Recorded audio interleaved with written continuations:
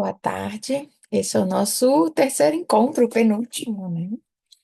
Em que a gente vai comentar sobre capítulo 11 ao 16. Primeiro, eu queria saber como é que vocês estão. Estão conseguindo acompanhar a leitura? Como é que está sendo a leitura para vocês? Eu estou acompanhando, boa tarde a todos. Eu estou acompanhando a leitura pelo YouTube, tem sido maravilhoso, né? Fazer as coisas que eu já costumo fazer e ler, né? Ouvir, né? Com a senhora lá no YouTube, tem sido muito bom, muito proveitoso. É a primeira vez que eu vivo essa experiência de ouvindo o livro ao invés de lê-lo, né? Tem sido tão enriquecedor quanto. Então, estou bem animada para estar aqui com vocês, feliz também. Uhum. E, e os outros, como é que estão? Estão conseguindo acompanhar? Está todo mundo no capítulo do 11 ao 16?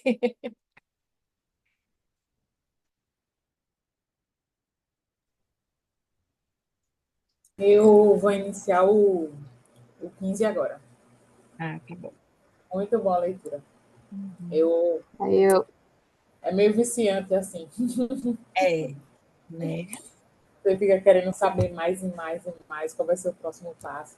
Aham. Até evoluir, assim, é muito... Eu me senti muito, assim, na história, como se eu estivesse lá sentadinha observando também. Uhum. Então, muito enriquecedor. eu havia lido o livro e agora estou acompanhando as suas leituras e é impressionante, assim, como muitas coisas me passaram naquele momento despercebido e agora eu acabo, pela sua entonação, pelo jeito como você lê, eu acabo imergindo mesmo e às vezes eu tenho a sensação que eu tô ali naquele ambiente também. Então, a mudança de tonalidade, quando você faz, quando fala de um personagem ou quando fala de outro, é muito, muito legal. Eu também não tinha acompanhado dessa maneira e eu achei que foi bem legal esse tipo de experiência. Eu tô, eu rapidamente sobre a minha experiência, é a primeira vez que eu tô lendo Gibbs, eu não tô ouvindo, mas eu adoro audiolivros. É uma coisa que eu já tenho esse hábito há muito tempo, mas eu acho ele tão gostoso de ler porque os capítulos são mais curtos, então realmente como você fez a sugestão de ler um capítulo por dia, eu achei que ficou excelente assim. É, e eu gostei muito de ter o Clube do Livro. Foi uma coincidência, porque eu comecei a fazer o curso de ludoterapia com a Milene agora, né? Assim, no final do mês de fevereiro. Então, ela tinha comentado, e a clínica dela, né, se chama Dibs e tal, então todo mundo estava falando do livro. E quando você lançou esse Clube do Livro agora, foi tão perfeito, então casou muito bem. Então, é a primeira vez que eu estou lendo o livro. Uhum. E está sendo muito interessante ler junto com você ou com as pessoas que já estão lendo pela segunda ou terceira vez e estão trazendo essa visão, né? Então, uma curiosidade que eu percebi, na primeira semana eu li o livro como eu lia qualquer outro livro. E aí a gente começou a discutir na sexta-feira, né? Então, já na segunda semana eu já comecei a ler um livro um pouquinho diferente. Mas, por exemplo, eu notei que eu ainda tinha feito muitas marcações. Mas aí já depois do último clube, nossa, eu já fiz marcações pontuais com perguntas que eu falei, nossa, isso aqui com certeza eles vão falar lá no clube, sabe? Então tá quase que me ensinando a como ler o livro, né? E procurando quais são as questões que eu realmente tenho que olhar aqui. Então achei muito legal. E agradeço você, Gisela, por ter colocado isso à disposição da gente. Então, temos algumas ludoterapeutas aqui, né? Bom, no primeiro encontro, eu joguei aquela pergunta, né? Para a gente pensar mesmo, desenvolver um raciocínio clínico, qual que seria o diagnóstico do DIBS hoje, né? Se a gente tivesse hoje esse DIBS, qual que seria o diagnóstico dele? Tem algumas suposições ali, né? Eu já ouvi algumas pessoas falarem que o DIBS ele é autista, mas a gente já está no 10º primeiro capítulo, não considerando o primeiro e não considerando a conversa da mãe, nós temos aí umas 8 sessões, que já dá para a gente ter alguma ideia sobre como que essa criança se organiza, quais que são as questões dela.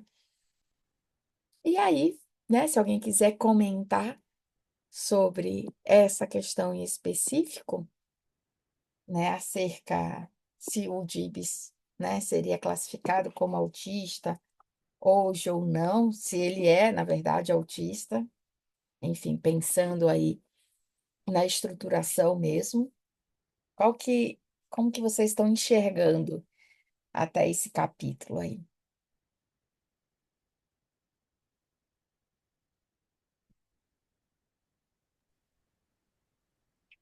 Eu não tenho, eu vou começar para ver se quebra o silêncio, assim, que eu estava esperando ver que se alguém ia falar logo de cara.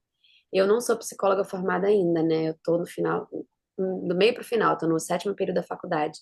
Então, eu não vou me atrever a dar um diagnóstico, né? Tentar supor alguma coisa, mas eu trabalho com crianças e já trabalhei em escolas inclusivas, então, assim, posso dizer pela minha experiência, assim, pela minha experiência, né? Então, não é pela psicologia em si, mas ele me parece ou ter altas habilidades, né? Alguma coisa, ele realmente é muito perspicaz e muito. Mas talvez não, só porque ele observe muito, não sei dizer, mas uma criança de 5, 6 anos, assim, eu acho ele muito. Mas não sei se enquadraria no espectro, né, autista, não sei, do transtorno do TEA. Eu estou muito curiosa para chegar no fim do livro. Alguém falou, né, que dá essa vontade de ficar lendo. E aí eu estava terminando de ler o capítulo 16 ontem. E eu falei assim, eu tenho que terminar antes do clube, porque alguém vai falar alguma coisa e de repente está na última página e eu não vou ter lido.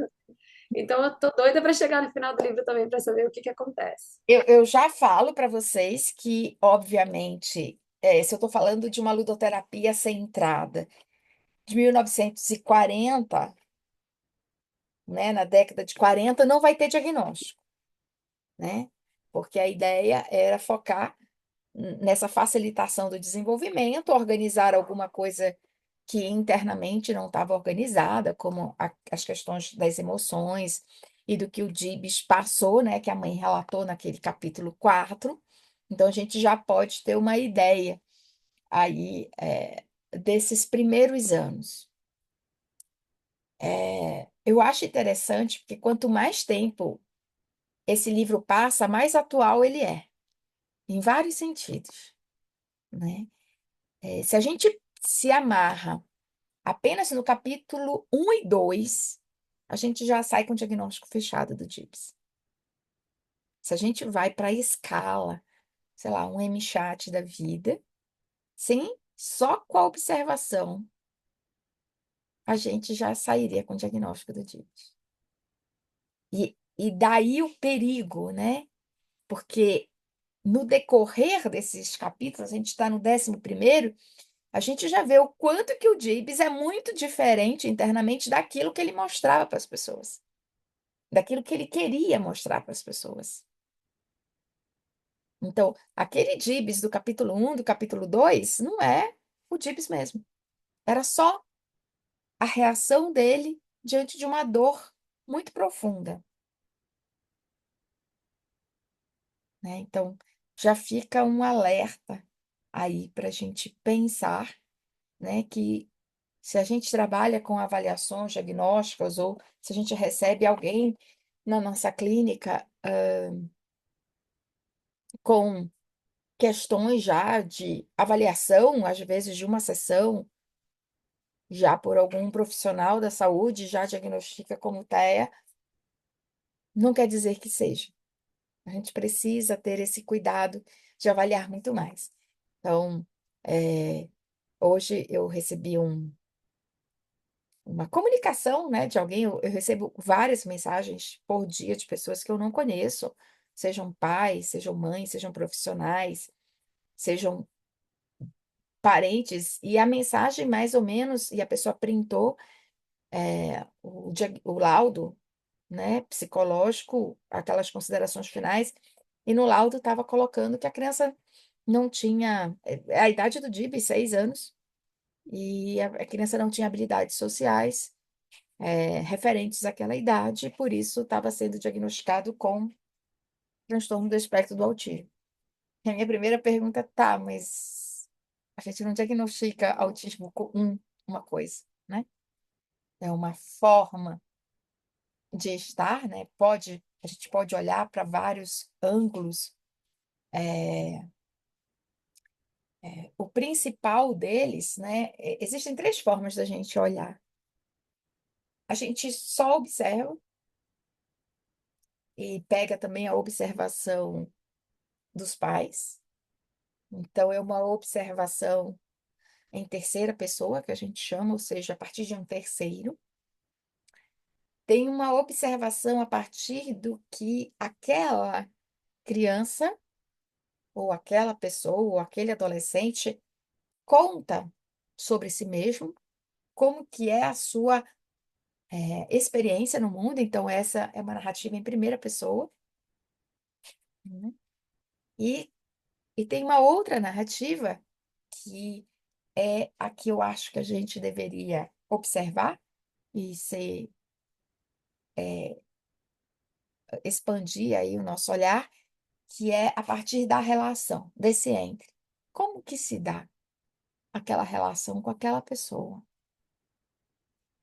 E a gente já sabe que tem formas de, de estar no mundo de uma forma diferente, mas estruturalmente nós temos, né, tipos ou estruturas, o nome que vocês queiram dar, que ali fica meio que similar às pessoas daquele grupo. É assim que a gente consegue diagnosticar. A gente consegue diagnosticar porque a gente consegue agrupar de uma certa maneira. Então, a gente tem essas três formas de olhar. E aqui nesse livro, ele mostra essas três formas. Quando a professora fala sobre o DIBS, quando, a, quando a mãe fala sobre o DIBS, essa própria observação, né, no primeiro capítulo ali da questão, aí a gente está falando de uma perspectiva em terceira pessoa. Quando o Gibbs fala dele, ele mostra os seus sentimentos, mostra as suas angústias, mostra as suas batalhas internas. Ele está falando em primeira pessoa aquilo que ele está vivenciando, ainda que seja através das brincadeiras. E, é, e a outra perspectiva, a perspectiva da relação que a Axeline escreve em alguns finais de capítulos a partir disso, né? Então, a gente tem que saber manusear, olhar essas três perspectivas e junto com o desenvolvimento infantil. A gente tem que entender como é que um ser humaninho chega aqui nesse mundo e do que ele precisa psicologicamente. E aí, a gente vai entendendo que o Gibbs, pensando só no desenvolvimento infantil, ele não recebeu aquilo que seria importante, que a gente já sabe que é importante através de várias pesquisas, sejam pesquisas com viés humanistas, sejam pesquisas com viés existencial, sejam pesquisas com viés psicanalítico, ou seja, a gente está chegando num ponto em comum que eu preciso de um outro que se relacione comigo, que me veja e que tenha consistência. Esses são os dois principais pontos. E aqui no capítulo 11, a Axeline ela já vai falar dessa consistência. É o 11? Não, é o 12. Logo na segunda página. A segunda página, no capítulo 12, ela já coloca aqui. Estava interessada na referência de Gibbs, é bem quase no meio, assim, do livro, da página, aos ensinamentos de seu pai. Era difícil saber se essa conversa significava uma nova aproximação entre ambos, entre o Gibbs e o pai, ou se era uma tentativa a mais entre outras, para explicar fatos e objetos a Gibbs, embora sem receber nenhuma resposta consistente de sua parte.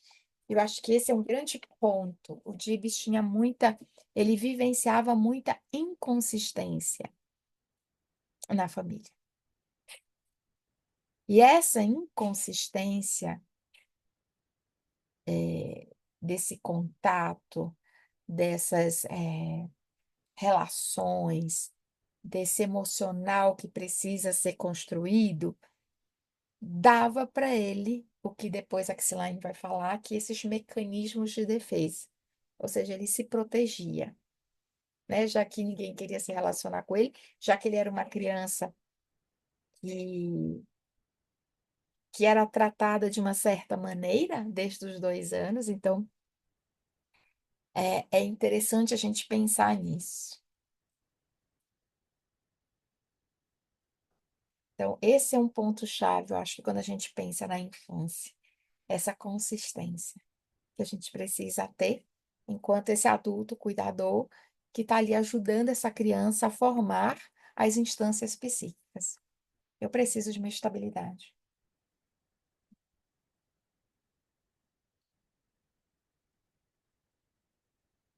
Não sei se alguém quer comentar alguma coisa do capítulo 11, que eu já fui direto para o 12, ou algum de outro capítulo.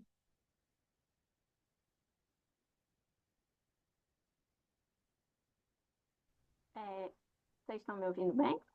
Sim? Ah, pronto. Essa questão da inconsistência, né? Na verdade, é de um capítulo mais para frente, mas eu lembrei muito daquele momento em que essa inconsistência a- aparece um pouco ali na relação do Gibbs com a Axeline, né? Que é a questão do sabão em pó, que ele encontra o sabão em pó lá na sala de ludoterapia, e aí ele vai tentar provar o sabão em pó, e ela, não, não, peraí, não, não bota isso na boca, e isso mostra meio que uma inconsistência ali na relação dos dois, né? Tanto é que ele fica meio magoado. Mas o que me surpreendeu foi que, apesar desse momento de inconsistência, o vínculo deles já tinha estabelecido uma confiança realmente tão grande que no encontro seguinte ele chegou e tratou com leveza, né? Ele até falou, é, aqui eu sou seguro, você não vai deixar nada me machucar. Então, ele reinterpretou aquele momento de inconsistência, né? Baseado em toda a confiança que eles tinham cultivado naquela relação. Uhum. Esse ponto específico não é inconsistência, é incongruência. E aí vamos separar. Inconsistência tem a ver com algo que se repete. Algo que se repete, seja na rotina, seja na minha estabilidade emocional para tratar essa criança. Então, consistência tem a ver com uma experiência temporal em que a criança vai precisar para formar estabilidade. Incongruência, no caso desse específico do sabão em pó, é porque ele tinha um acordo implícito ali com a Axeline que ele poderia fazer o que ele quisesse ali, né? Ela colocou para ele inicialmente um limite, a gente vai ficar 1 hora. Esse foi o limite que ela colocou. Então, quando ela fala, não, não, você não pode isso, aí ele, como assim? A gente tinha aquele acordo que eu podia tudo. E ela fala, mas isso pode fazer mal para você. Então, nesse ponto, gerou uma incongruência. Por ter consistência na relação com a Xline, de confiança, ele conseguiu retornar. Perceberam a diferença? É sutil. Ele conseguiu se regular mesmo com a incongruência, porque a gente não vai ser congruente o tempo inteiro. É impossível. Mas a gente precisa ter um mínimo de estabilidade, né? Então, por isso que é muito difícil para uma pessoa, um pai e a mãe que fica variando muito de humor. Ela não sabe qual é a resposta, então ela fica muito tensa, né? Então, é, ele conseguiu, como você mesma falou, Rafa, ele conseguiu rapidamente se reorganizar emocionalmente e voltar a continuar explorando e sem explorar o sabão em pó, porque ele tinha consistência na relação com a Axelar. E que fala, Gisela, eu gostei muito desse comentário, por alguns motivos, mas e que fala muito do vínculo, até que o Bowlby fala, né, do vínculo seguro, que ela conseguiu criar pela estabilidade dela, pela consistência dela, ela conseguiu criar o vínculo seguro e a partir desse vínculo que ele sabia que ele tinha com ela, uma incongruência não foi suficiente para quebrar aquele vínculo, né? Achei isso, poxa, ficou muito claro. Fala. E é por isso que o Winnicott fala: a gente não precisa de uma mãe perfeita, é só Aham, suficientemente boa. É só aham. O cinco ali. Cinco, seis, tá ótimo. Né? que que Pensando, você falou agora? Desculpa, não consegui ouvir. Você falou suficientemente boa e aí depois você falou o quê? é só uma nota 5 e Ah, 6, tá. né? 6, vai, para passar. Pensando o 5 como razoável. Aham. Ó, nota 6 está ótimo. E o Roger vai falar isso de uma outra forma, né? Ninguém, nenhuma, nenhuma linha terapêutica, quer dizer, tem uma, mas enfim, não vou falar dela. Exige da mãe perfeição. A Rebeca já tá rindo, né, Rebeca? Então, fora aquela, Dá nem um spoiler, Gisela. Qual seria? Não precisa falar dela, só fala o nome. aquela que você tem que, olha, mãe, você tem que fazer isso, você tem que fazer isso, você tem que fazer aquilo. Se você não está fazendo, a culpa é sua. E, e larga a mãe que já nasce com a culpa. Nasce a criança e nasce a culpa da mãe junto, né? A gente brinca assim. É porque eu não conheço nenhuma mãe sem culpa.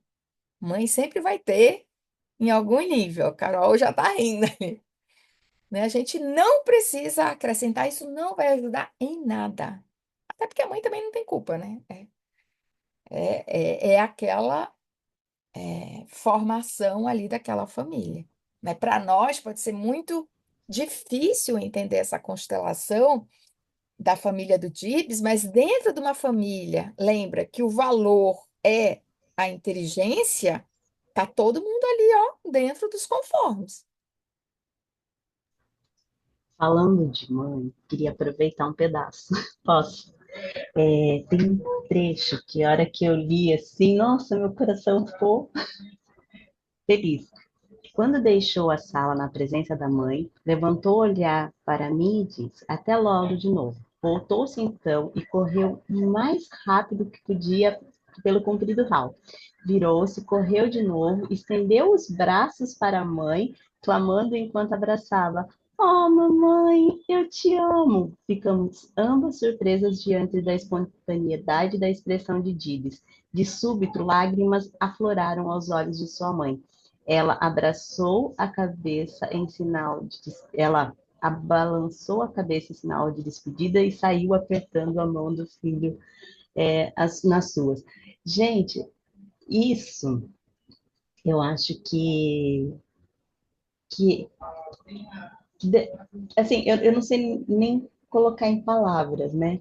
Mas a gente vem de uma mãe desesperançosa, de uma mãe que assim, esse é meu último recurso, e inexplicavelmente, porque ela não está por dentro de tudo que está acontecendo ali na sala, ela não sabe da evolução do filho, e ela recebe isso, né, assim, como um retorno de obrigada por tudo que você tem feito por mim, que você fala, né, a mãe não precisa ser perfeita, você repete, né, o que o Winnicott trouxe, mas ela é uma mãe suficientemente boa, E ela, dentro das possibilidades dela, está fazendo o possível, está sendo uma mãe suficientemente boa neste momento, a ponto de receber esse retorno. E eu não sei se eu estou interpretando errado, por isso eu trouxe essa fala junto com esse contexto do Nicole, para entender um pouco mais da tua perspectiva em relação a isso.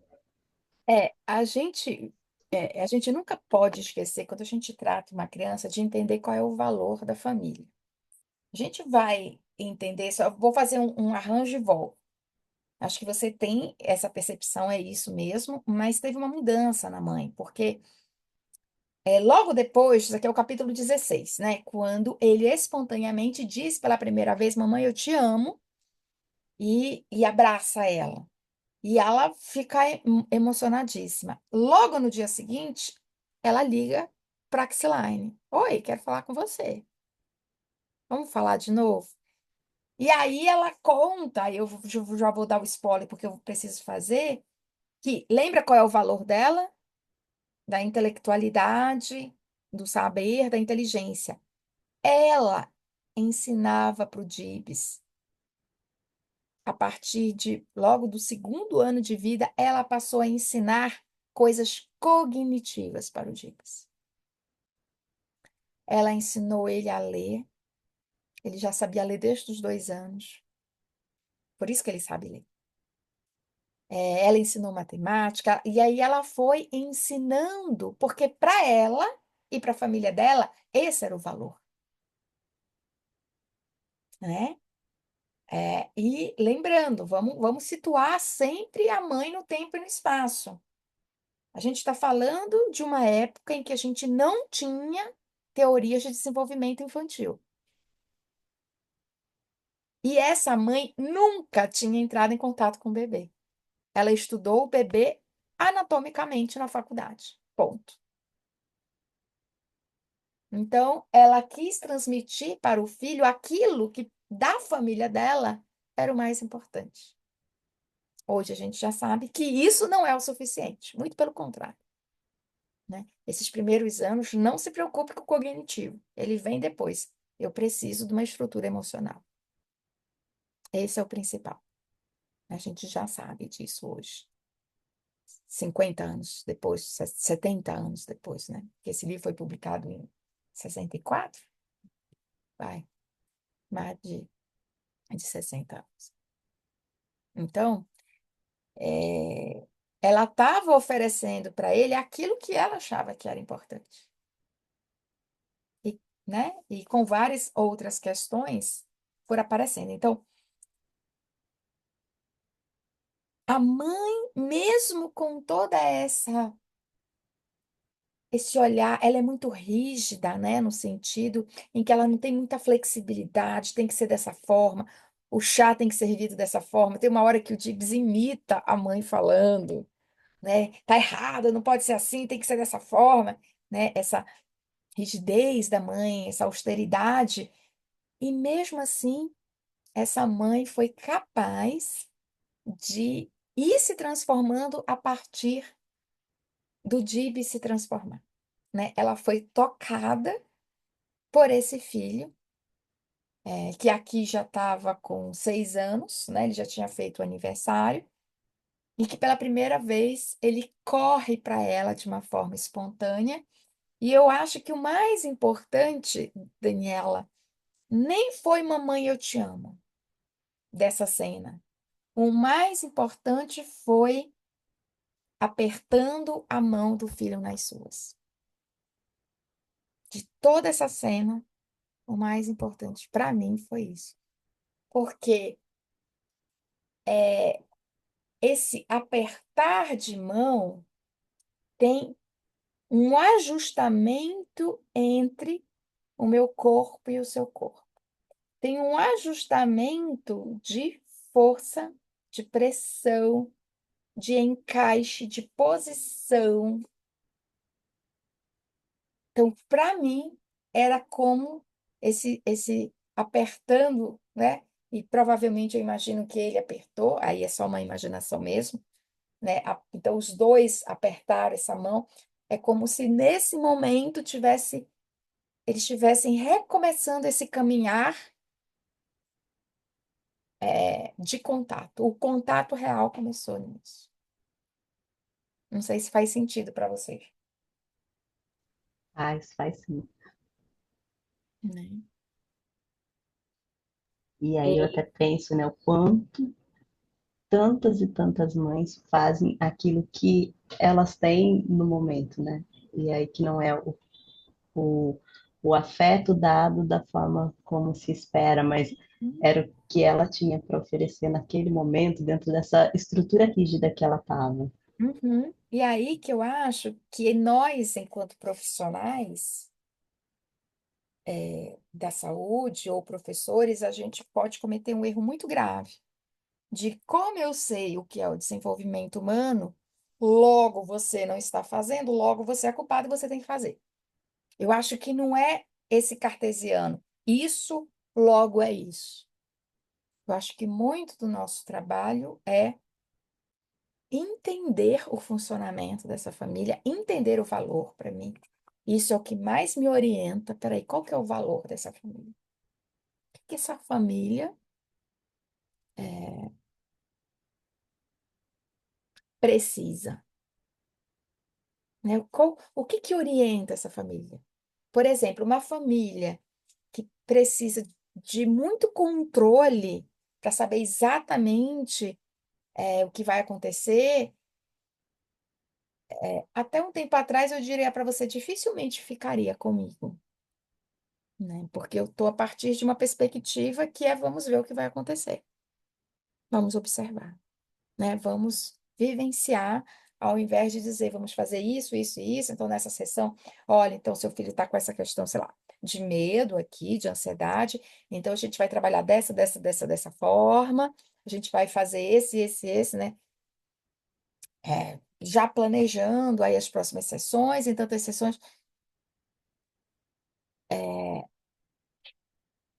Porque isso não é o meu valor. Então, de alguma forma, não vai bater, sabe? Aquele negócio, não sei, eu fui lá naquela profissional, não sei, não, né? E por que que eu falei até uns meses atrás? Porque, surpreendentemente, tem aparecido para mim pessoas nos últimos 6 meses que são altamente controladoras, estão comigo, e eu me pergunto, gente, por que que você está comigo, né? Porque eu não sou a pessoa que vou te dar essa resposta que você quer, a gente vai construir junto. Mas tem sido um caminho interessante pensando, né? É, é, mas a ideia que eu quero trazer aqui é a gente não olhar só a criança ou só o desenvolvimento infantil, mas a gente olhar essa família, entender o valor dessa família, entender como ela se organiza. E daí a gente pode ouvir a mãe, porque vocês percebem que só o fato de ouvir, fazendo poucas intervenções empáticas, sem fazer uma anamnese nesses primeiros momentos, mas ouvindo realmente, na minha experiência clínica, faz muita diferença na terapêutica com a criança. Ouvir os pais, eu ter esse momento de escuta compreensiva, ativa desses pais, faz muita diferença no resultado terapêutico da criança. E eu acho que isso está envolvido nesse processo aqui. Ainda que a Axeline não fale disso, não tinha nada disso, mas a partir do momento que a mãe tira aquele peso daquele capítulo 4 e fala, olha, a gente já foi em todos esses profissionais, eles disseram isso e isso, né? Aquela frase é melhor não dizer, mas se não diz, pesa. Então, naquele momento é como se ela se esvaziasse de todo esse peso e abrisse algum espaço para o DIPS. Eu acho que começou lá, né? Isso que você fala aqui, Dani, acho que começou lá naquele capítulo 4. Que até então a mãe estava dizendo, toma aqui meu filho para a ciência, né? Pode ser que ajude em alguma coisa. É minha última chance. Eu acho que começa ali no capítulo 4, sendo que esse é o capítulo 16, ou seja, 4. 5, 6, 7, 8, 9, 10, 11, 12, 13, 14. Teve alguma coisa no meio? Depois não, né? Vai ser depois. Vai ser o capítulo 17. Então, olha, eu estou falando de 12 sessões. 12 sessões, uma vez por semana, são 3 meses. Então, eu estou falando aí de 3 meses de terapia. Ah, não, ele teve sarampo, né? Ele teve sarampo no meio do caminho. Então, 11. Ah, não, mas o capítulo é Foram 12 sessões. O capítulo é a sessão, né? Cada capítulo é uma sessão. Então, foram 12 sessões. A partir daquela conversa com a mãe e que você já vê esse resultado.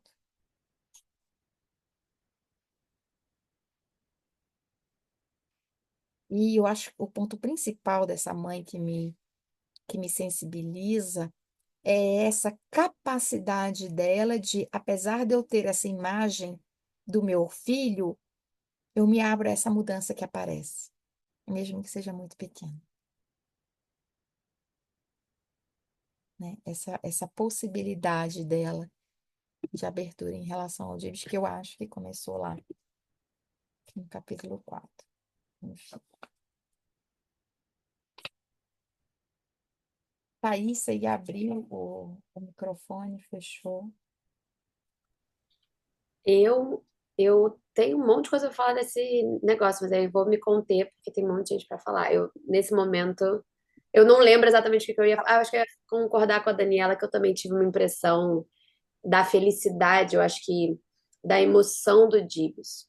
Para mim, como eu vi, foi não necessariamente que ele viu na mãe a mudança, mas ele estava tão feliz da mãe levar ele num lugar que ele se sentisse daquele jeito, que era quase que eu não sei, né? A gente vivencia isso. Às vezes acontece uma coisa tão boa com a gente que a gente está tão feliz e a gente quer falar para todo mundo que a gente ama.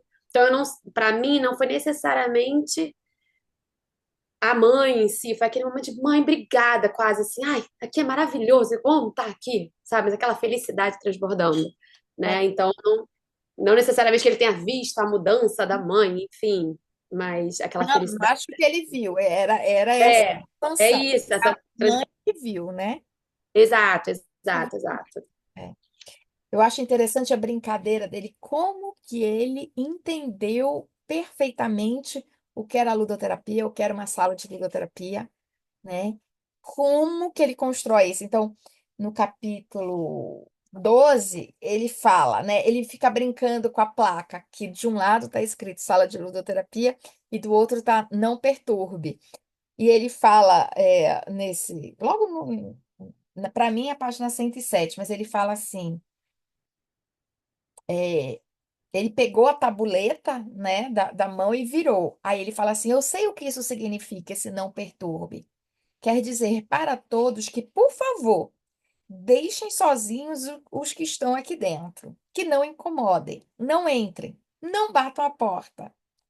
Deixem os dois serem. Aí agora, assim, para mim, este lado, que era a sala de ludoterapia, então, este lado quer dizer, eles estão sendo.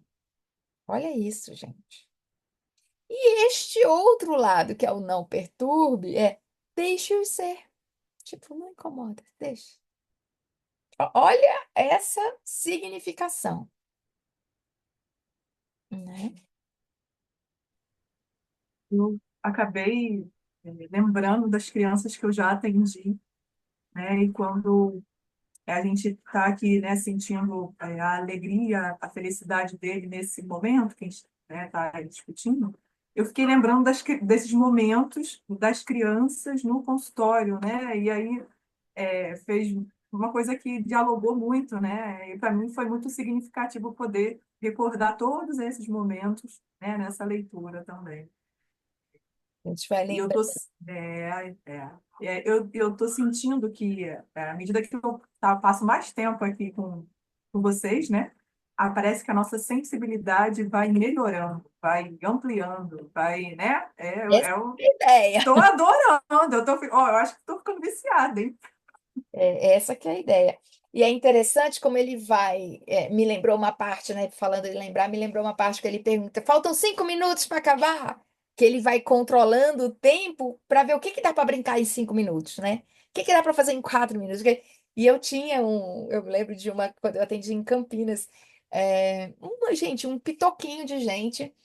E ela não tinha essa noção do tempo ainda, do minuto, então eu fazia assim, ela falava, falta quanto tempo para acabar? Aí, ó, aí eu fui construindo com ela, então, isso aqui era muito tempo, pouquíssimo tempo, e pronto, acabou, né? Então ela falava, quanto tempo? Eu fazia assim, eu ia diminuindo, aí ela se reorganizava ali, brincava, e aí e aí agora, quanto tempo? Né? Ela ficava ali, porque ela não queria perder nenhum minuto ali daquela brincadeira. Gisela, e Oi. você falando isso, boa tarde a todos. Eu teria, como a Thaís falou, a gente tem muitos pontos para desenvolver aqui. A gente ficaria muitos e muitos dias, na verdade. Mas isso que você acabou de falar, e ele começou a, inclusive, controlar o tempo, e tem um capítulo que é aquele que ele acaba, de alguma forma, no final, ele parece que me deu a sensação de que é a maior liberdade dele, quando ele, no fim, ele diz: Eu sou um bebê. Eu não sou mais um bebê, eu agora sou um menino crescido. E ele, quando ele começa aquela sessão, ele começa dizendo que ele planejou. Hoje eu planejei as coisas que eu tenho que fazer. Uhum. E ele vai gradativamente mostrando que ele fez aquilo mesmo, aos poucos, até chegar no final, que ele consegue dizer que ele agora não é mais um bebê, que ele é um menino crescido, mas que ele até pode ser um bebê quando ele quiser. Se ele quiser. E ele tem uma frase que é maravilhosa no final. Eu posso ser do jeito que eu me sentir. Do jeito que eu me sentir, eu vou ser. Então, o que o Dibs me passa é uma parte também que a Xline fala que, quando termina uma sessão, alguém comenta da equipe, que menino. E ela diz, que menino didático. Que Porque ele está o tempo todo. interessante, né? Que menino interessante. E ela fala didático, que didático. Porque ele o tempo todo está mostrando o caminho da forma dele Uhum. para a equipe, para todos, e ele só não pôde inicialmente Sim. mostrar para essa família, pelo que você falou, pela inconsistência dessa família, né? E é interessante isso que você fala, Carol, porque à primeira vista, quando a gente vê esse capítulo, nossa, eu planejei o que eu vou brincar. Você pode pensar que planejou de algo rígido, mas se você está ali no contexto e você compreende empaticamente, assim, cara, aqui é tão legal que eu não quero Uhum. desperdiçar um minuto, né? Ou seja, eu não quero ficar pensando o que que eu vou fazer 1 minuto. Eu já venho fazendo, né? E ele curte, ele tá ali, ele cria, né? É. E ele depois, mais adiante, ele pode até dizer para ela, porque ela levanta a hipótese de entrar em outras crianças. Quando ele começa a falar dos meninos e meninas da sala, ele começa a pontuar o nome, até a primeira vez que ela diz que ele aponta o nome das crianças. Uhum. E aí ela oferece para ele a possibilidade de outra criança, ele diz que não, que aquele lugar ali é só É deles. só dele. Uhum. Né? É, Ele marca o território, ele dá limite, ele está sempre ensinando de alguma forma o isso, caminho, né? isso já aconteceu também comigo, né? Com uma criança, um adolescente, 13 anos, 12. Ele começou comigo e a mãe, ele tinha uma dificuldade relacional e a mãe queria que os irmãos, os outros dois irmãos, participassem da ludoterapia comigo para ajudar ele a brincar, né? A saber brincar, socializar. E aí a mãe fala para mim, eu disse, olha, eu vou perguntar para ele, né? Deixa eu ver se ele quer isso. E foi muito interessante, porque na época era uma criança muito retraída, que pouco falava, assim, bem contida nas emoções, era difícil eu conseguir compreendê-lo empaticamente, o que ele estava sentindo, o que ele estava pensando. Mas eu fiz essa pergunta: olha, sua mãe veio com uma proposta, pensando, e ele, não, eu quero estar sozinho com você, né? E hoje ele fala pelos cotovelos, gente. Sim, se der, é os 50 minutos assim, falando, né? Quem não entende essa expressão, né? Falando muito, sem parar, né? Contando como foi a semana, o que aconteceu, que, enfim, o que tá rolando. É bem interessante isso. E eu sempre pergunto, então, isso é uma coisa que eu já faço de uma ludoterapia que eu entendo mais dos nossos dias atuais, da nossa cultura. Então, em sessão de ludoterapia, seja autista ou não, uma criança típica, enfim, né? Eu atendo todos os tipos de criança. Entra na sala quem a criança quiser, né? Então, se ela vai acompanhada com a mãe e ela quer que a mãe fique lá na sala, ela fica lá na sala, né? Se vai com a avó, quer ficar, só não fica se o adulto não quiser, ou a criança disser, não, não quero, quero ficar sozinho, né? Mas eu tenho por praxe colocar para dentro. E aí eu percebi isso muito com crianças autistas, que eu acho importantíssimo os pais estarem junto, para os pais verem que aquela criança brinca sim, que ela se diverte sim, de um outro jeito, e que a gente precisa ter a sensibilidade e a criatividade de entrar nessa brincadeira junto com a criança. Então, eu gosto que os pais estejam dentro para eles perceberem essa dinâmica da criança. É, e, né, se houver ali a possibilidade do pai entrar ou a mãe entrar naquela brincadeira, ok. E com criança, e aí essa forma eu vi que deu tão certo que ela acabou se estendendo para crianças típicas também. E eu já contei um caso, né? Eu acho que foi no primeiro encontro, de uma criança típica que ela queria que a mãe ficasse na sessão e ela usava a sessão para conseguir brincar com a mãe, né? Porque a mãe era uma mãe solo que trabalhava muito para conseguir manter. E o pouco tempo que sobrava era o tempo dos cuidados básicos, né? Tomar banho, comer, o dever de casa. Não tinha brincadeira. E aí eu era coadjuvante, né? Ela queria muito brincar ali com a mãe, eu só mediava ali a relação. E foi muito interessante. Já mudou, né? Isso começou no passado, agora já mudou, já tô eu e ela, a mãe já tá mais de canto e tudo, mas foi interessante esses meses em que ela usava para brincar mesmo, ou seja, é um espaço que você pode fazer o que você quiser, inclusive, eu entendo, colocar para dentro ou colocar para fora quem você quer, né? Inclusive, não brincar comigo e brincar com esse outro pai, ou seja, é um espaço que é seu, né? Para você ser, como dizia o Gibbs, né? Para a gente poder ser. Então, é bem interessante isso que a Carol trouxe desse planejamento e que eu vou vendo essas dinâmicas. E é por isso que eu não tenho sala de espera. Na minha sala, né? Eu acho que agora eu não estou lá no consultório, mas vocês podem ver no encontro um, eu estava lá no consultório, porque eu ia atender depois. Não tem sala de espera. É aquela minha sala, então, se a mãe não ficar, ela desce e fica lá embaixo esperando, e eu levo depois a criança.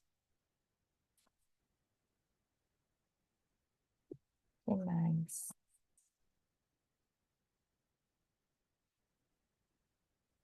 Tem uma frase que é do capítulo 15, que é quase o quarto parágrafo do final.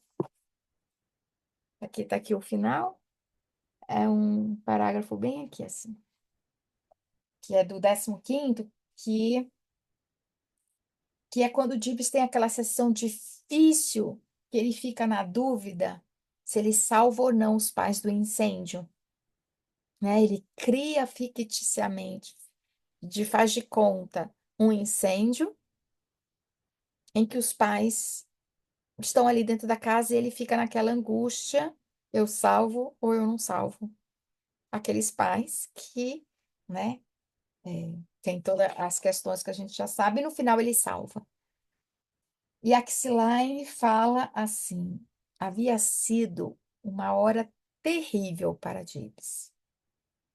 Seus sentimentos o haviam torturado sem piedade. As portas fechadas em tenra idade trouxeram-lhe intenso sofrimento. Esse é um ponto que eu vou parar aqui só para comentar, que lembra, ele fazia qualquer coisa, os pais colocavam ele no quarto sozinho para lidar com os sentimentos e trancavam. Não tem como, não existe essa possibilidade de uma criança sozinha conseguir se regular nessa primeiríssima infância sem um adulto cuidador.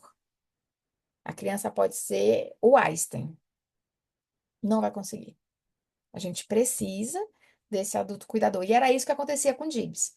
Então, qualquer coisa que saía fora do que era educado, do que era o correto, do que os pais entendiam como correto, ele era colocado dentro do quarto sozinho e trancava a porta. Então, ela faz uma analogia com essas portas fechadas, né? As portas fechadas em tenra idade trouxeram-lhe intenso sofrimento. Não apenas a porta trancada do seu quarto em casa, mas principalmente todas as portas de aceitação que foram fechadas para ele, privando-o de amor, respeito e compreensão de que tão desesperadamente necessitava, né? Então, ela faz essa analogia assim, ó, nem o básico ele recebeu. Então, ele realmente é uma criança brilhante nesse sentido de que, ainda que ele não tenha tido, ele conseguiu ali, de alguma forma, criar essas estratégias de defesa, que, obviamente, sem a ajuda da Xline, ele ia ficar muito ruim mesmo, né? Mas que com esse suporte dela, ele conseguiu abrir essa porta e transpor. Lembrando que a mãe, logo no capítulo seguinte, né? Lembra que o Gibbs falou, eu te amo e tal. A mãe já liga para o dia seguinte, que é o próximo capítulo, e quer conversar, e aí ela rasga o verbo mesmo para Xline e diz assim, eu não queria esse filho. Ele chegou no pior momento da minha vida. O pai não queria esse filho. Ele acabou com a minha vida, ele destruiu a minha carreira. Então, olha que meigo, né? Esse ninho que o Dib chega, de não aceitação, né? Eu não quero. Que raiva que eu tenho dessa criança. Essa criança acabou com a minha vida. Então, ele não, essa que é a porta fechada de não aceitação aí que o Dibs não teve, e ela fala, né? Então tem a idade. Eu acho interessante essa porta trancada, porque é a porta trancada literal e emocionalmente. Era uma porta trancada. Não existia esse contato, né? Esse contato afetivo, esse contato amoroso, que vai nos dar estabilidade no mundo, né? Esse apego seguro, como o Bob dizia, não tinha.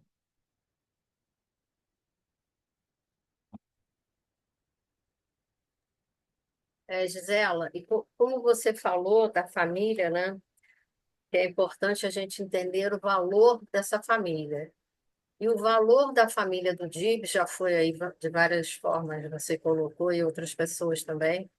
E aí a gente olhando para essa mãe, que ela diz naquela sessão que ela, o mais importante sempre foi a inteligência, a cognição na família dela, e ela até tinha uma forma que parece, provavelmente, ela fez às escondidas do marido, né, de de alfabetizar esse filho, né? Ela Uhum. fez as escondidas. Então a gente aí via no que esse menino, o que era a realidade dele. Provavelmente, a portas trancadas e fechadas, ele recebia amor dessa mãe, da forma que ela sabia dar, que ela podia dar. Mas, mas exatamente com portas trancadas e fechadas. A gente imagina, ela nunca falou, eu não sei se ela falou, eu não lembro. Ela comenta que ele não sabia, né? Aham. E quando ela contou para ele, ele dizia que ele não tinha capacidade para ler, ele não tinha criança que lia naquela idade, alguma coisa assim.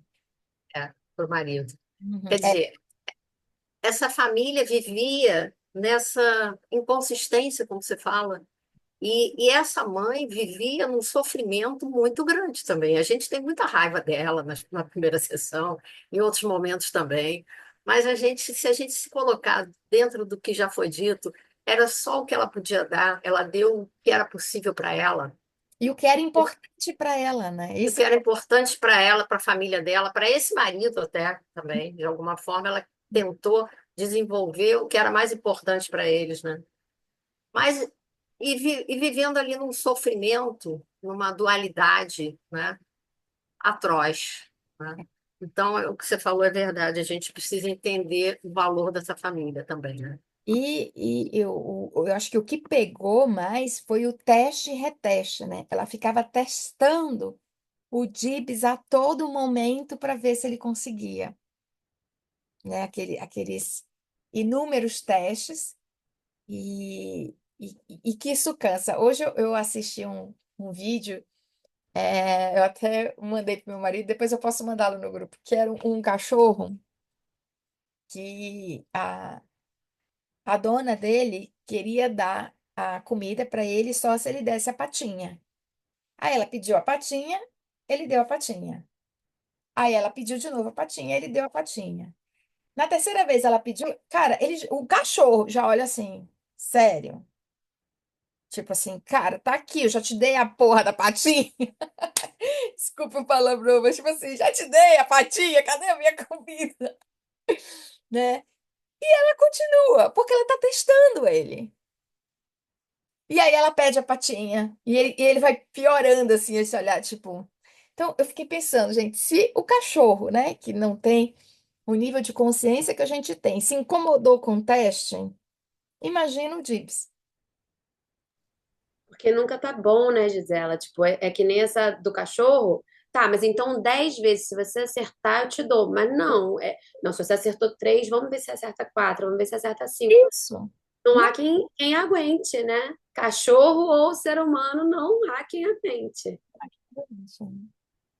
não, E mas sabe a cara do cachorro é a melhor, gente. Sim, ele baixa essa cabeça. Tipo, sério, né? De novo que você ganhou a patinha. Mas não tem quem aguente, né? E sabe uma coisa que eu achei muito interessante disso que vocês estão trazendo? Eu acho que, enquanto eu estava lendo esses capítulos para esse clube, né? Acho que do Ah, 11º ao 16º, né? Capítulos, eu achei esses capítulos diferentes, porque o Dib já está mais né, conversando mais, ele está se abrindo, ele está contando histórias, ele tá, né? Você vê que ele está fazendo sentido daquilo tudo. Então foram capítulos incríveis. Mas teve um momento que eu confesso que eu comecei a ficar incomodada com a X-Line, porque eu falava assim, gente, mas ela permite tudo, tudo. E assim, aí pensando na época, né? Quem é que vai ter um sabão em pó dentro de uma sala? Quem é que vai ter um prato de vidro? Né? Eu ficava pensando, gente, é só porque era naquele tempo, porque né, eu fiquei pensando, hoje em dia, pelo amor de Deus, ninguém vai fazer isso, né? E aí ela deixava ele pegar o vidro, né? O prato de vidro. E eu, gente, ela deixa tudo, mas em casa não vai ser assim nunca, porque, né? A gente vai ter um cuidado. Só que aí foi muito legal ouvindo vocês falando, porque e eu até cheguei a marcar que isso não era permissividade, né? Tipo, isso não é a permissividade, mas eu não conseguia botar em palavras o que eu estava vendo ali. E vocês falando isso, vocês, né, hoje, né, o encontro todo, não sei se eu estou viajando, mas se faz sentido, eu queria até ouvir se faz. Mas é exatamente aquilo que você falou, que ele fala, né? É um lugar onde pode ser quem ele quiser e fazer o que ele quiser. Então, esse lugar de permissividade, que não é permissividade, é um lugar de aceitação, de você chega aqui como você quiser, você vai ser quem você quiser.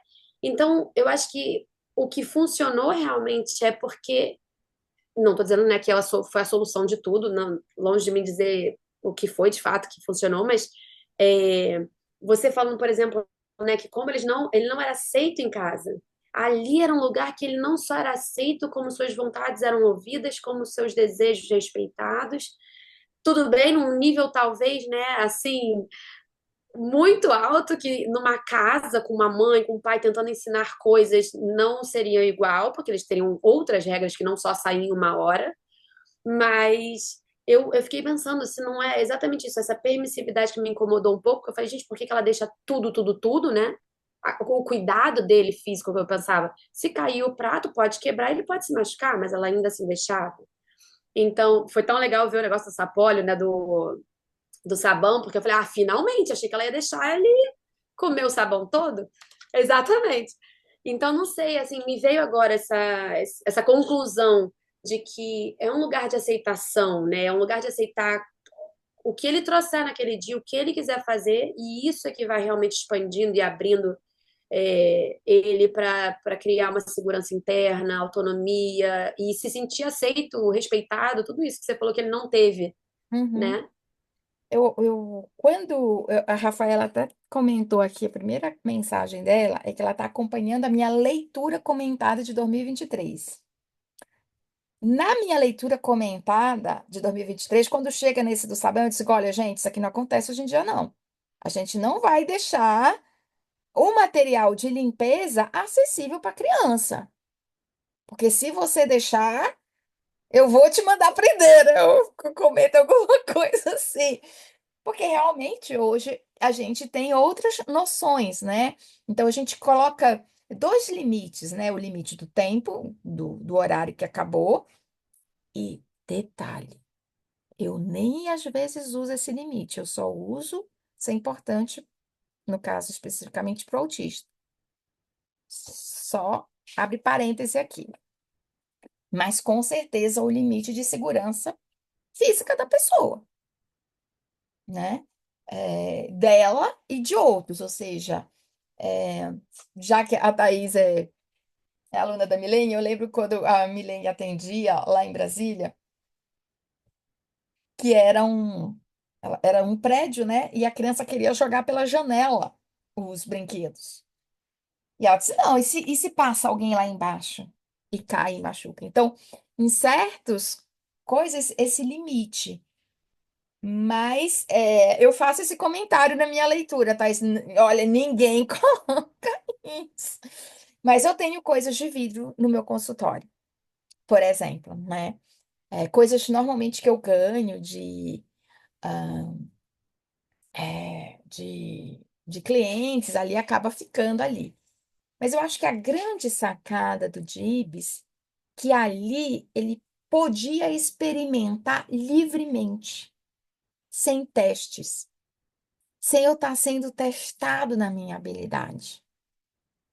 Eu poderia experimentar. E ele era uma criança muito, muito observadora, ela queria muito experimentar as coisas do mundo, né? Ele queria testar. Então, estar ali de uma forma livre, em que ele pudesse. E não sei se vocês perceberam, ele bagunçava toda a sala e deixava a sala bagunçada. Hoje em dia a gente não faz mais isso também, porque tem o próximo cliente. Então, dentro do tempo de terapia, não é mais como era antigamente. Olha, Dibs, acabou, vamos embora e deixa como tá. Não, vamos arrumar a sala os últimos 5 minutos. Eu acho que a Milene até usa 10 minutos, eu uso 5, a depender da criança. De novo, né? Sempre a depender da criança. Às vezes eu começo com 20 minutos antes, porque eu quero ver quanto tempo ela se organiza entre uma atividade e outra. Então, tem muita coisa. Mas eu começo, olha, vamos organizar a sala, né? Já comentei com vocês uma vez que eu estava atendendo na casa da criança e a criança tinha que, a gente estava terminando, ali a criança tinha que almoçar.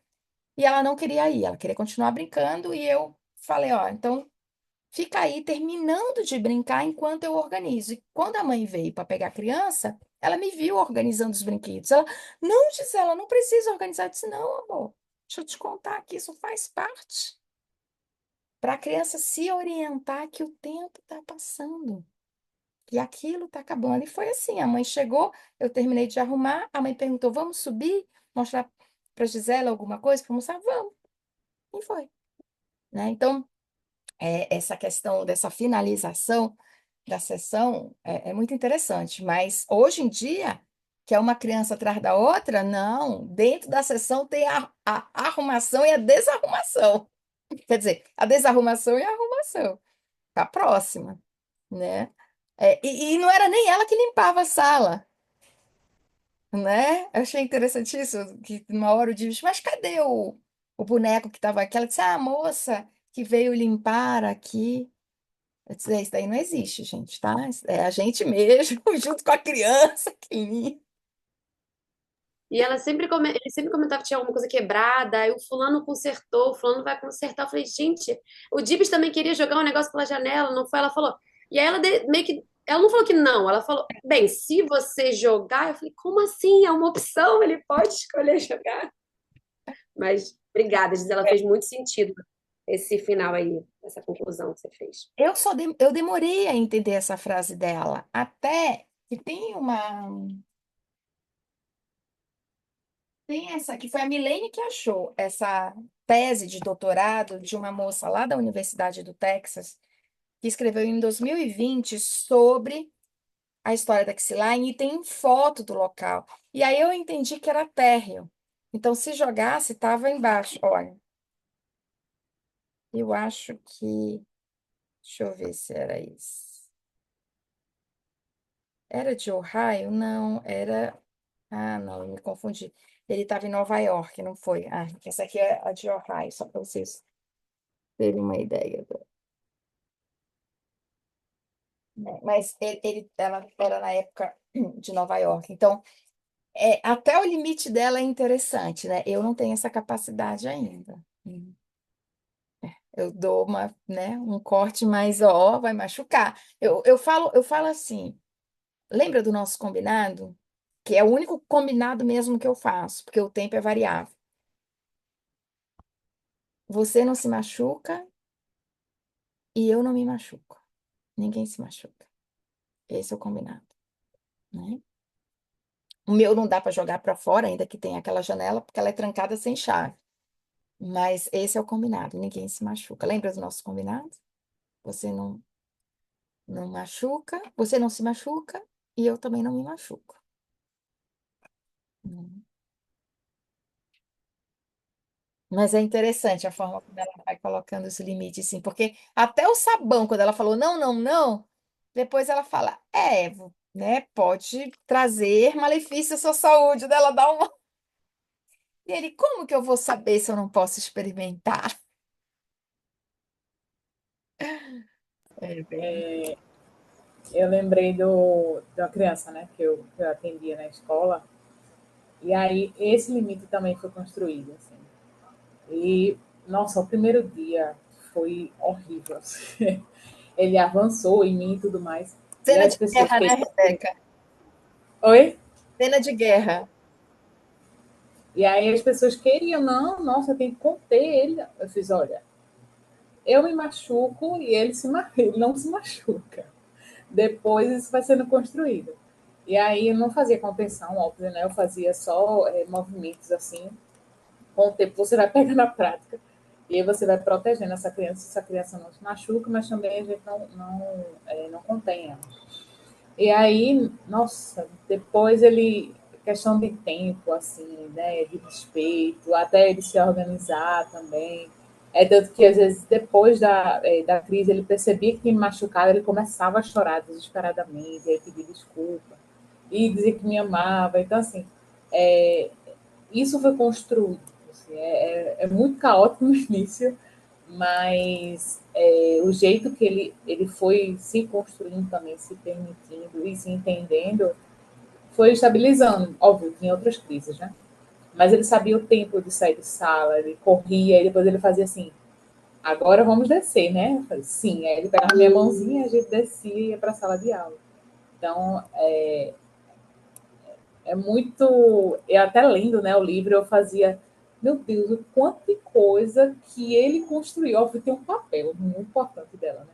Mas o quanto que ele construiu, assim, e quando a gente olha, meu Deus, ele construiu tudo isso sozinho, do jeitinho dele, com a ajuda, né, da psicóloga e tal. Mas é muito bonito, assim, a transformação. É muito tocante. É o que mais nos encanta, né? É realmente esse menino tão interessante e que nos ensina em tantos níveis. E ele traz esse quentinho no coração, né? Essa esperança, assim, em direção ao futuro, né? Ele traz isso, né? Lembrando que hoje, gente, dia 21 de março, é aniversário, seria o aniversário de nascimento da Kisseline, né?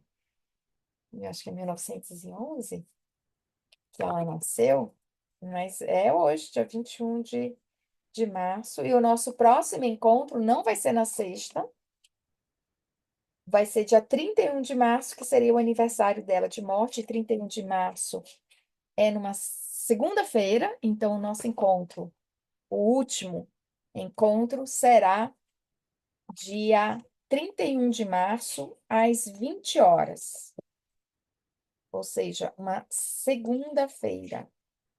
Acabaram os nossos encontros da, das sextas. Aí hoje a gente comemora o aniversário de nascimento e na segunda-feira, dia 31, o aniversário de morte. Uhum. Ok, galera. Mas é gostoso, né? Por isso que eu falo. Acho que não sei se foi a Carol ou se foi a Dani que falou. Tem tanta coisa nesse livro que a gente ficaria horas aqui. É por isso que eu falo. A cada ano que a gente lê, a gente percebe um detalhe, a gente está um ano mais experiente, né? Com mais sensibilidade, a gente vai vendo detalhes que a gente não via. Né? Dá para a gente rever ele todo ano em março de diferentes formas. Você falou que vai acabar, eu já tô com saudade.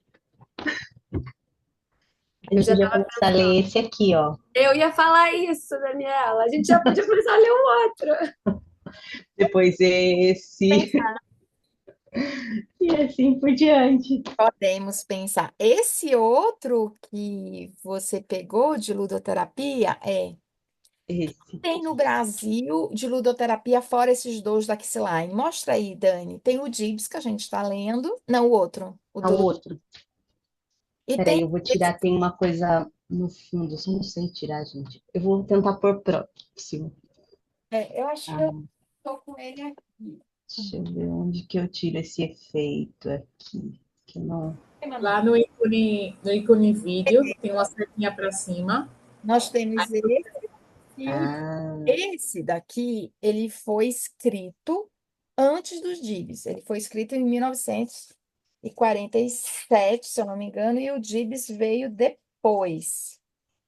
Então, esse veio antes. E em português, 1947. Em português, só tem esses dois, Daxilai. Ela tem vários outros escritos em artigos, em capítulos de livro, mas estão em inglês. Agora, o que que a gente tem no Brasil? A gente tem esse outro livro azul que a Dani está segurando, que foi da Carol Sete, organizado pela Carol Sete. Eu e a Carol, a gente está organizando o volume 2, já spoiler desse livro. E esse livro tem as melhores ludoterapeutas. Eu não estou nele, então eu não sou tão boa assim. ah, não fala isso não. Mas, zoando.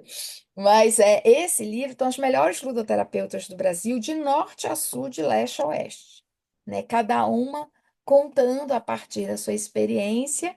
E esse livro, eu comentei ele, tem uma playlist no meu YouTube, que ele está comentado capítulo a capítulo, e eu acrescento um capítulo falando de atendimento humanista centrado na criança autista, né? Eu dou aqui algumas algumas dicas. Agora, além desse livro, tem o livro da Sofia, eu acho, tá tudo lá no consultório. Tem o livro Ludoterapia, não sei qual é o nome, da Sofia. Tem o livro de Psicologia Humanista, que é da Juliana. E são 3 livros. Eu até fiz um Reels na época. São, são 3 livros, ou seja, de livro, né? A gente tem artigos científicos e tal. Mas a gente pode pensar em seguir. A dinâmica desse livro de ludoterapia aqui é falando mais da técnica, né? Ela vai E é trazer, maravilhoso também, né? Quando ela traz os exemplos. ela traz psicoterapia em grupo, né? Ludoterapia em grupo e tal. Vi, E esse nome foi ela que criou, né? Vem do inglês play therapy, que a gente traduziu, né? O tradutor na época traduziu como ludoterapia do lúdico, né? Terapia do lúdico. Esse aqui precisa da segunda edição. Já não tem mais para vender. É mesmo, olha que bom. É, tá indisponível já há um tempinho. Uhum, é. Não, será que tem no Kindle? Para Kindle? Não sei, deixa eu ver aqui. Não sei se tem. Deixa eu olhar aqui, Amazon, ludoterapia. Ludoterapia centrada, né, gente? Porque tem ludoterapia da Gestalt. aqui eu não tô achando. Também não achei, não. Não achei. Não achei. E aí, né, quem estiver lendo esse livro azul aí que a Dani falou, que é Ludoterapia Centrada na Criança, Saberes Contemporâneos, alguma coisa assim, né? E E aí, esse daqui não é de ludoterapia, mas é um livro que eu também gostei bastante, que ele é sobre educação e na abordagem centrada na pessoa. Ele quem é o autor? traz Não bastante. consigo ver. É Jaime Roy, se eu não falar errado, Dotsey. Vou Ah, fazer mais tá. certo. Sim, sim. Aham. É a abordagem também centrada na pessoa da perspectiva socioafetiva e educacionais. Eu achei bem interessante. Começou por ali, depois foi evoluindo para a ludoterapia. A gente vai cavando e vai chegando, né? Vai chegando. Vou mandar para vocês. Já que está sendo tão interessante, e a ideia é essa, né? Que vá refinando o nosso olhar, que a gente vá se sensibilizando, que a gente vá entendendo essas intervenções, trazendo também para o nosso tempo de hoje e para a nossa cultura, né? A gente não vai deixar um sabão em pó. Por favor, gente. Material de limpeza, você tranca em algum local.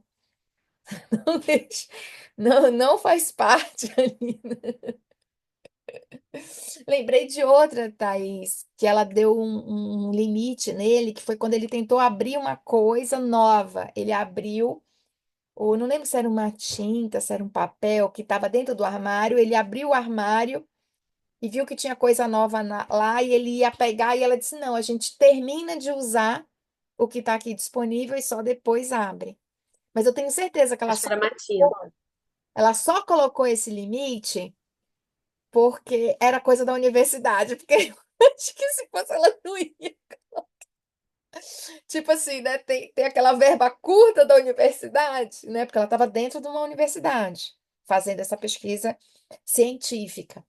Então, eu acho que ela limitou aí muito mais pelos recursos da universidade do que de não colocar mesmo, né? Com certeza. Uhum. Então é isso, queridos.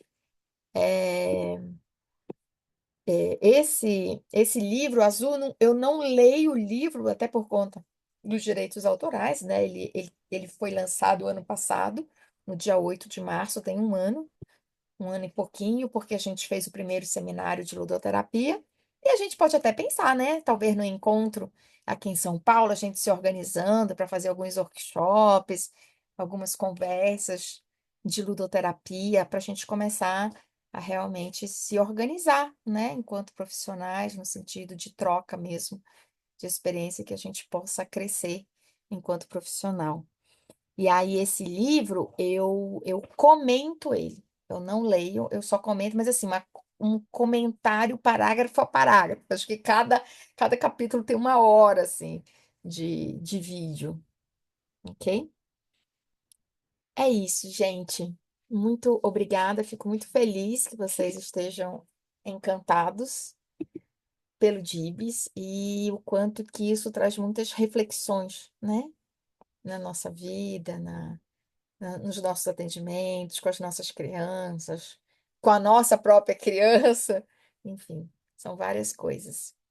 Eu brinco que eu sempre leio em momentos de crise, né? Eu acho que a primeira vez que eu li assim em público, eu sempre lia sozinha, mas a primeira vez que eu li em público foi em 2020, em março de 2020, quando a gente estava ali na loucura do início da pandemia. Então eu lia, mas eu não deixava gravado, era no Instagram. Aí depois, em 2023, eu lia e eu já lia e comentava e deixava lá, mas eu não tinha nenhum contato com ninguém. E agora, em 2025, a gente está fazendo de um outro formato, né? Eu só lendo e a gente se reúne aqui para comentar. Ano que vem, vamos ver qual é o formato que a gente vai inventar de ler. Tá bom, gente? Um grande beijo para vocês e a gente se vê então dia 31 de março. Um beijo.